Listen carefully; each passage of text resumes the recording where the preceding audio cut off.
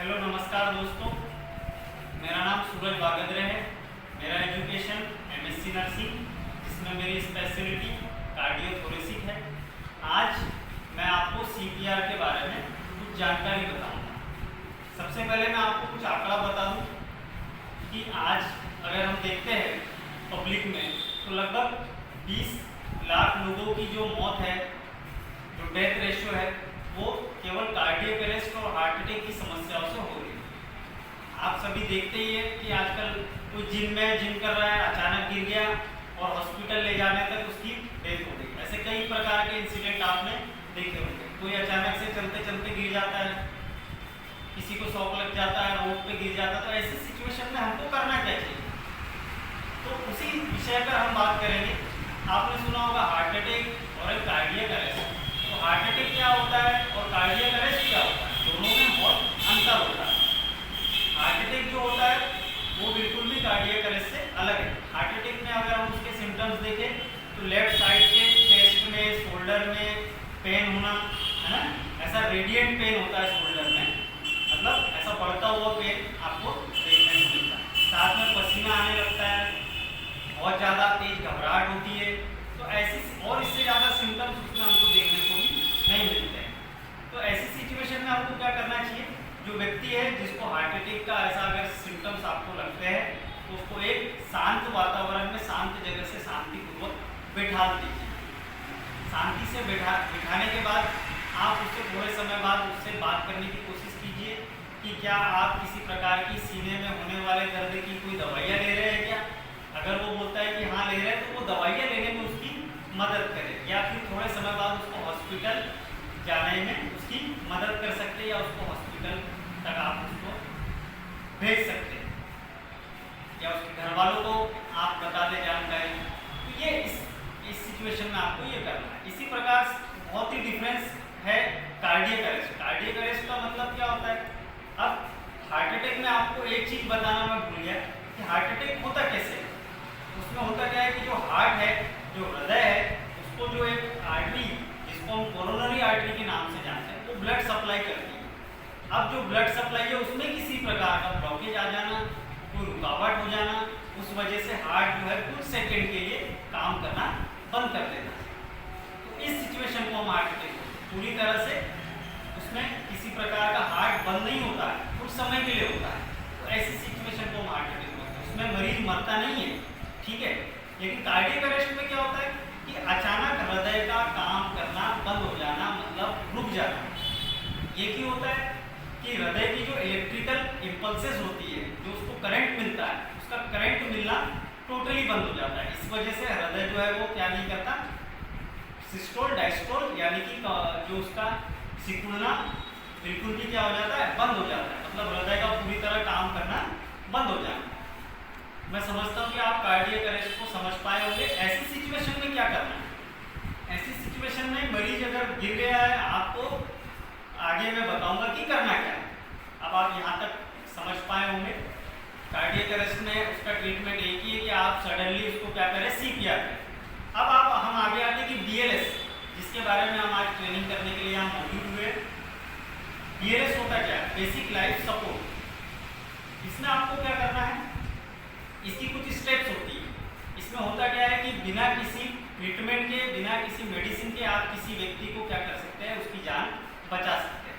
जब तक कोई इमरजेंसी हॉस्पिटल या वहाँ से कोई आपको मदद न मिले, जब तक आप उसकी जान को बचाने की कोशिश कर सकते हैं या किसी की जान बचा सकते हैं। तो इसमें होता क्या है, सीपीआर किया जाता है। अब इसकी कुछ स्टेप्स है। सबसे पहला है सीन सेफ्टी। सीन सेफ्टी में आप क्या देखेंगे, किसी प्रकार की कोई इलेक्ट्रिकल वायर तो नहीं है। कोई अगर गिरा है, मान लीजिए कोई है जो गिरा हुआ है बाय एग्जाम्पल, वहाँ कोई इलेक्ट्रिकल वायर तो नहीं है, किसी प्रकार का कोई रोड पे तो नहीं पड़ा है, या कोई ऐसी जगह जहाँ पे बहुत खतरे का डर है, उसको क्या करें, एक प्रकार से सेफ जोन में लेकर आए। सेफ जोन का मतलब है कि आप भी खुद भी सेफ रहे और जो हमारा पेशेंट है वो भी सेफ रहे। अब जब आप उसको एक सेफ जोन प्रोवाइड कर देते हैं, लेकर आ जाते हैं, उसके बाद आपको क्या करना है, रिस्पॉन्स चेक करना है। नेक्स्ट स्टेप क्या है, रिस्पॉन्स को चेक करना। अब रिस्पॉन्स को कैसे चेक करते हैं मैं आपको बताता हूँ। जो उसका शोल्डर्स होते हैं उसको आपको क्या करना है, जोर से टैप करना है और साथ में बोलना भी है। क्या बोलेंगे, आर यू ओके।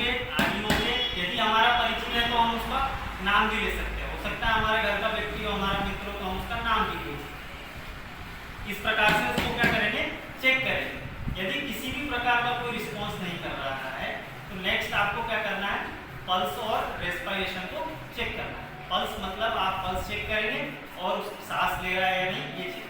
पल्स कैसे चेक करेंगे, हमारी गले की जो हड्डी होती है जिसको ट्रेकिया बोलते हैं, आप वहां से देखेंगे कि 2 फिंगर आप लेफ्ट साइड चले जाइए या 2 फिंगर आप इधर चले जाइए, राइट साइड में चले जाइए। आप वहां से होकर जो होती है कैरोटिड आर्टरी गुजरती है दोनों साइड से, तो आप दोनों साइड से आप उसको चेक कर सकते हैं। तो इस प्रकार से आप क्या करेंगे, चेक करेंगे। अब चेक आपको केवल 10 सेकंड के अंदर ही अंदर आपको पल्स चेक करना है, ऐसा नहीं कि बहुत समय लगना है। 10 सेकंड काफी समय आप इसमें आप चेक कर सकते हैं कि पल्स है या नहीं। उसी के साथ आपको क्या चेक करना है, वो जो पेशेंट है वो सांस ले रहा है या नहीं ले रहा। आप नोज के ऊपर फिंगर रख के देख लें कि गर्म हवा या ऐसा कुछ फील हो रहा है या नहीं, या आप ऐसे भी देख सकते हैं कि यहाँ आपको फील भी होगा, साथ में चेस्ट और एब्डोमेन की एक्सेसरी मसल्स का मूवमेंट, यानी कि चेस्ट का ऊपर नीचे होना, पेट का ऊपर नीचे होना भी आपको समझ में आएगा। इससे आप पता लगा सकते हैं कि सांस ले रहा है या नहीं ले रहा। यदि अगर पल्स नहीं है, रेस्पिरेशन नहीं है, सांस नहीं ले रहा है, पल्स नहीं आ रही है, तो आपको करना क्या है, आपको क्या करना है, कॉल फॉर हेल्प करना।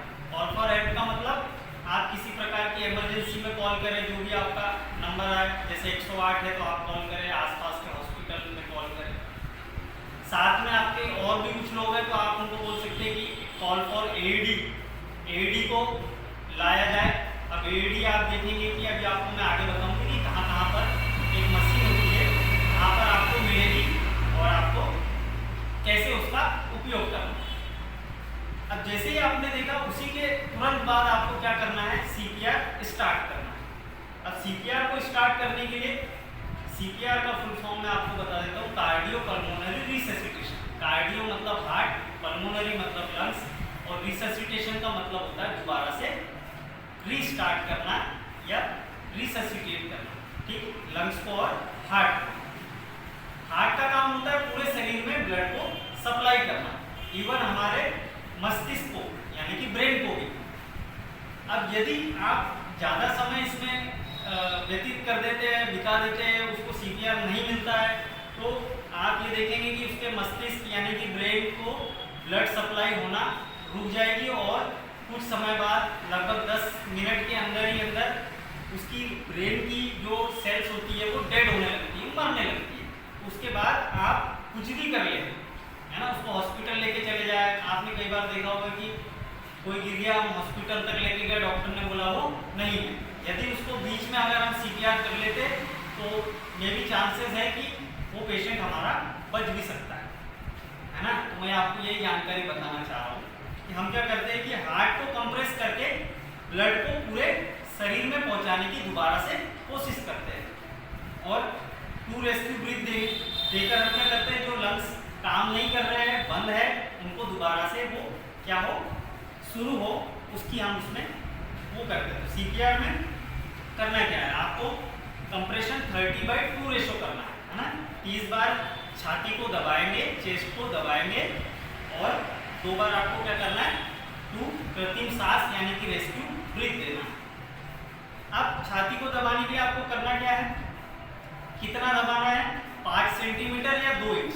अब किसी को नहीं पता है कि 5 सेंटीमीटर का, तो एक एटीएम कार्ड होता है, उसकी लेंथ जितनी होती है उस हिसाब से आप देख लेना, या हम बताते हैं कि आप ज़्यादा से ज़्यादा जितना हो सके उतना दबाएं। नोज से लेकर नाभि तक आप एक सीधी लाइन, इमेजिनरी लाइन खींचेंगे, और 2 इंटरमेमोरी लाइन, इंटरमेमोरी मतलब जो निपल्स होते हैं उसके बीच में एक बोन होती है, स्टर्नम बोन, है ना, जो फेफड़ों के बीच में एक बोन होती है, वो होती है स्टर्नम बोन। उसके बीच में आपको हाथ को हथेलियों के इस हिस्से को यहाँ पे इस प्रकार से रखना है।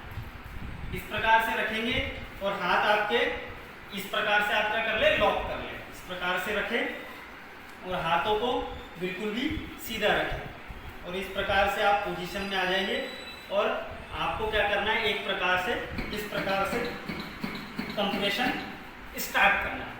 अब सीपीआर में आप देखेंगे हाई क्वालिटी सीपीआर क्या होता है, कंप्रेशन तो कर रहा है लेकिन उसका भी एक सही तरीके से सीपीआर करने का तरीका होता है, जिसको हम हाई क्वालिटी सीपीआर कहते हैं। इसमें आपको क्या करना है कि इतने तेजी से आपको चेस्ट को कंप्रेशन करना है कि 1 मिनट के अंदर 100 से 120 बार आप क्या कर दे, चेस्ट को दबा दे, यानी कि कंप्रेशन कर दे। ठीक है, उसी के साथ साथ जो आप सांस देने वाले हैं कंप्रेशन के बाद, जैसे ही आपने 30 कंप्रेस किए और आप सांस देने के लिए इधर आते हैं, तो आपको 10 सेकंड के अंदर अंदर मिनिमम इंस्ट्रक्शन, इसका मतलब हो गया कि 10 सेकंड के अंदर आपको 2 सांसें दे देनी है। 2 सांसें देने में भी आपको पहले सेकंड पे एक देनी है और 5 सेकंड बाद आपको दूसरी सांस देनी है। ठीक है, तो 10 सेकंड के अंदर वापस आप क्या कहाँ आ जाएंगे, चेस्ट कंप्रेशन पे आ जाएंगे। ठीक है, उसी के साथ आपको क्या करना है, बहुत ज़्यादा सांस यानी कि वेंटिलेशन भी नहीं देना है ना, जितनी ज़रूरत है टू रेस्क्यू ब्रीथ ही ज़रूरत है तो उतनी ही आपको देना है। उसी के साथ जो रिकॉइल ऑफ द चेस्ट मतलब जितना हमने दबाया है उतना वापस भी आना चाहिए अपनी स्थिति में। क्यों? क्योंकि हृदय जो हार्ट है उसको आपको कंप्रेस करेंगे, तो अगर मान लीजिए देखिए ऐसा है, ऐसा दबा यही आप कर रहे हैं तो ये बिल्कुल गलत तरीका, उसको रिकॉइल होने का मौका भी देना है। तो किस प्रकार से करेंगे, इस प्रकार से। हो सकता है आप समझ पाए, इसके बाद और भी हम इस टाइप से मैं प्रैक्टिस करवाऊंगा तो आप और बेहतर समझेंगे। ठीक है, अब आप देखेंगे कि एडल्ट में सीपीआर, ठीक है, अब रिकॉइल ऑफ द चेस्ट मैंने आपको बताया, यही हम देखते हैं कई सिचुएशंस होती है कि आपको क्या माउथ टू माउथ ब्रीथ किसको देना है। आप हर किसी व्यक्ति को हमारे गाइडलाइन के हिसाब से आप mouth to mouth rescue breath नहीं दे सकते। क्यों नहीं दे सकते? हो सकता है उसको किसी प्रकार की कम्युनिकेबल डिसीज हो, टीबी हो, या उसको कोई वायरल डिसीज हो, तो आप अपने पहचान वाले जिसको हम जानते हैं उसको आप माउथ टू माउथ दे सकते हैं। या फिर आपको क्या करना है ऐसी सिचुएशन में, ओनली जब तक कोई इमरजेंसी हेल्प नहीं आ जाती आप सिर्फ क्या करेंगे, चेस्ट कंप्रेशन ही करेंगे। अगर आपके पास पॉकेट मास्क अमूवेट अवेलेबल है तो आप उससे फिर क्या कर सकते हैं, कृत्रिम सांसें रेस्क्यू ब्रीथ दे सकते हैं। यही कंडीशन हमने अभी एडल्ट में देखी। अगर चाइल्ड और न्यूनेट में देखें कि किस प्रकार कंप्रेशन करना है, कितना करना है, तो यदि आप देखेंगे अगर बच्चा 14 से 15 साल का हो, मतलब age of puberty. Age of puberty क्या होती है, दाढ़ी के बाल आने लगेंगे, आवाज़ का बारीपन, बगल में बाल आना, तो ये आप देखते ही समझ जाएंगे। तो उसको क्या करना है, आप दोनों हाथों से सीपीआर आसानी से कर सकते हैं। यदि बच्चा 6 से 8 साल का है तो आप उसको क्या करेंगे, वन हैंड से सीपीआर आपको करना है। यदि बच्चा नियोनेट है, 1 साल का है, 1 साल से छोटा है, तो आप उसको 2 फिंगर टेक्निक, थंब टेक्निक है ना, 2 फिंगर टेक्निक या थंब टेक्निक से उसको सीपीआर कर सकते हैं। रेशो कितना रखना है, चाइल्ड और नियोनेट में 15/2 का रेशो करेंगे, मतलब 15 चेस्ट कंप्रेशन, 2 रेस्क्यू ब्रीथ। यदि 2 लोग हैं आपके पास, है ना, 2 व्यक्ति है तो आप ऐसा कर सकते हैं। और यदि एक ही है तो फिर आपको क्या करना है, 30 कंप्रेशन, 2 रेस्क्यू ब्रीथ आप ये करेंगे। एडल्ट में आपको एक और चीज़ मैं आपको बता देता हूँ, यदि आपको पता है कि कोई कार्डियक अरेस्ट है, कार्डियक अरेस्ट की सिचुएशन है, तो ऐसी कंडीशन में आप 2 लोग हैं तो आपको करना क्या है कि 15 कंप्रेशन करेंगे और 2 रेस्क्यू ब्रीथ देंगे। आप 2-3 लोग हैं आपके पास उपलब्ध है सभी लोग, तो आप ऐसा भी कर सकते हैं बारी बारी से। ताकि ऐसा क्यों करते हैं, क्योंकि हाई क्वालिटी सीपीआर हम उसको दे सकते हैं, अच्छे से चेस्ट का कंप्रेशन हो, रेस्क्यू ब्रीथ प्रॉपर दी जाए।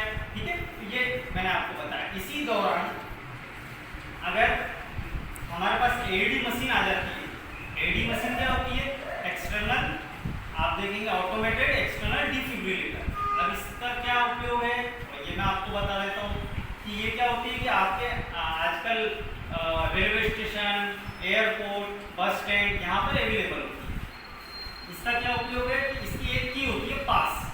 अब हम उसको समझेंगे कैसे। अब ये एक मशीन जो होती है ऑटोमेटेड है, ऑटोमेटेड ही ये काम करेगी, सिर्फ ये जो इंस्ट्रक्शन देगी उसके हिसाब से आपको चलना है। जैसे ही आप इसको ओपन करते हैं, इसमें पास की मतलब की से आपको क्या करना है, पावर को ऑन करते हैं। जैसे ही आप पावर ऑन करेंगे, मशीन आपको इंस्ट्रक्शन देगी कि पैड को अटैच कीजिए। अब जैसे ही आप क्या करेंगे, पैड को अटैच करेंगे, पहला पैड आप काम करेंगे क्लेविकल बोन, जिसको ब्यूटी बोन भी बोलते हैं, कॉलर बोन भी बोलते हैं। तो आप राइट साइड में उसको कहाँ कर देंगे, कॉलर बोन नीचे उसको आपको अटैच करना है। दूसरा पैड आपको कहाँ अटैच करना है? लेफ्ट साइड में निप्पल के जस्ट नीचे अटैच करना है, ठीक है। उसके बाद आपको मशीन खुद ही इंस्ट्रक्शन करेगी, जैसे ही हार्ट जो है वो क्या करेगा, कांपेगा, है ना, फिब्रिलेट होगा, तो मशीन आपको इंस्ट्रक्शन देगी कि शॉक वो देने से पहले वो आपको बताएगी कि आसपास आप जो भी लोग आप लोग खड़े हैं तो थोड़ा दूरी बनाए रखें, दूर हट जाए, है ना। तो फिर वो आप क्या करेंगे, शॉक के लिए बोलेगी, तो जैसे ही आप क्या करेंगे, शॉक की बटन को दबाना है। मतलब हमारे मर्जी से कुछ भी नहीं करना है, जो मशीन हमको बता रही है उसी प्रकार हमको चलना है, ठीक है। अब इसमें कुछ चीज़ें होती है, जैसे पेशेंट है उसके चेस्ट पे बहुत ज़्यादा हेयर है, तो क्या करें, आपके पास अगर ब्लेड है तो आप ब्लेड से हेयर को रिमूव कर सकते हैं, ठीक है। और नहीं तो आपके पास यदि दो पेड़ है तो एक पेड़ को अच्छे से लगाने के बाद उसको जोर से आप निकाल लेंगे तो वहाँ के हेयर रिमूव हो जाएंगे, देन आप दूसरा पेड़ वहाँ पे अटैच कर सकते हैं। साथ ही साथ पानी में भीगा हुआ है, बाढ़ में था या पानी में था, तो जो भी टॉवेल से आप सबसे पहले उसको साफ करेंगे, है ना, या बर्फ में है या गड्ढे में है तो पहले उसको अच्छी जगह पे लाके उसको उसके चेस्ट को क्लीन, जैसे कि पानी वगैरह लगाए या किसी प्रकार से, उसको फिर उसके बाद आप एडी मशीन का उपयोग कर सकते हैं। अब आप देखेंगे कुछ सवाल आते हैं कि अगर किसी प्रकार आप बोलते कि रिब्स टूट गई या ऐसा कुछ हो गया तो क्या करना है, तो ऐसी सिचुएशन में हमको सीपीआर करते रहना है, क्योंकि उसकी पल्स नहीं है, रेस्पिरेशन नहीं है, वो जो पेशेंट है वैसे ही वो मरने वाला है, तो हो सकता है। लेकिन आपको ये भी बता दूं कि हड्डी टूटने का जो कारण होता है रिब्स का, वो सही तरीके से यदि आप सीपीआर नहीं कर रहे तो ज़्यादा चांसेस होते हैं हड्डी टूटने के, क्योंकि अगर आपका हाथ जो है, यहाँ की जो हड्डी होती है जिसको स्टर्नम बोन बोलते हैं, वो काफ़ी मोटी होती है। अब उसके आपका हाथ यदि साइड में या लेफ्ट साइड राइट साइड सरक जाता है तो किसी वजह से वो हड्डी टूट भी सकती है, लेकिन आपको सीपीआर कंटिन्यू करते रहना। ऐसी सिचुएशन में इमरजेंसी नहीं आ रही है और आपको हर 2 मिनट में रेस्क्यूअर जो है वो सीपीआर जो कर रहा है ना, उसको चेंज करना है ना, क्योंकि 2 मिनट से ज़्यादा अगर वह एक ही व्यक्ति को करते हुए तो वो हाई क्वालिटी सीपीआर बिल्कुल भी नहीं हो सकता, क्योंकि आप प्रॉपर चेस्ट कंप्रेस नहीं हो पाएगा, प्रॉपर ब्रीथ आप नहीं दे पाएंगे, तो ये सब सिचुएशंस आपको देखने को मिलेगी। साथ में आप देखेंगे कि अगर आपके पेशेंट की क्या आ गई, पल्स आ गई या रेस्पिरेशन, सांस लेने लगा है, जैसे मान लीजिए किसी पेशेंट की पल्स आ गई, तो आपको क्या करना है, सांस आपने चेक की, पल्स तो आ रही है लेकिन सांस नहीं ले रहा है, तो आपको क्या करना है, टू रेस्क्यू ब्रीथ उसको देते रहना है ना।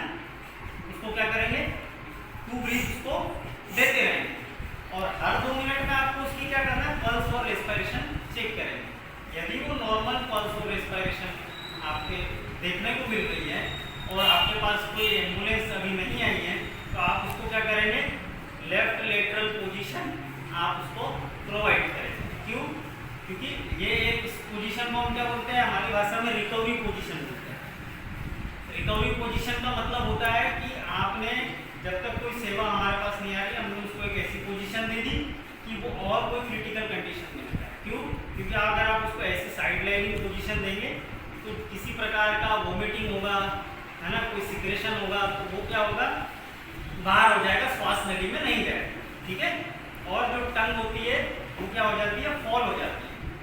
फॉल मतलब जबान का गिर जाना, तो एयर में भी क्लियर नहीं रहेगा, तो उसमें क्या करना है, आपको ऐसी पोजीशन दे देंगे तो टंग की फॉल नहीं होगी। एक चीज़ हमारी छूट गई, उसको मैं अभी बता देता हूँ आपको, कि जब हम किसी पेशेंट को सांस देंगे, जैसे मैंने आपको टू ब्रीथ के बारे में बताया कि माउथ टू माउथ दे, पॉकेट मास्क से दे, अबूबेक से दे, है ना, तो उस सिचुएशन में क्या होता है कि पेशेंट बेहोश की स्थिति में है तो उसका जो ये जो एयरवे है वो ब्लॉक हो जाता है। ब्लॉक कैसे हो जाता है, जो टंग होती है वो फॉल हो जाती है ना, क्योंकि वो होश में नहीं है, तो ये ब्लॉक हो जाएगा। तो उस सिचुएशन में हमको एयरवे को कैसे ओपन करते हैं, हेड को टिल करेंगे और चिन को लिफ्ट करेंगे, ठीक है।